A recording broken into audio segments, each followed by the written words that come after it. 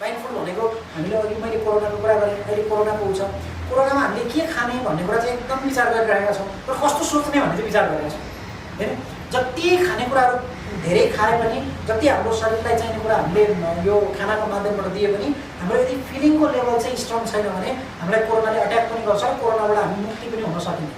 हामीलाई कोरोनादेखि डरायो, अब मलाई यो भाइरस लाग्यो, अब यो भाइरसबाट मैले छुटकारा पाउने सम्भावना एकदम कम छ किनभने मेरो यो पाचन प्रणाली पनि कमजोर छ, शरीर पनि कमजोर छ। यस्तो खालको फिलिङ हाम्रो माइन्डमा आयो भने अटोमेटिक रूपमा भाइरसले के सोच्छ भने यो त मभन्दा कमजोर छ नि त, यो त मभन्दा कमजोर छ, एट्याक गर्ने ठाउँ यहीँ हो, उसले हामीलाई बढी एट्याक गर्छ।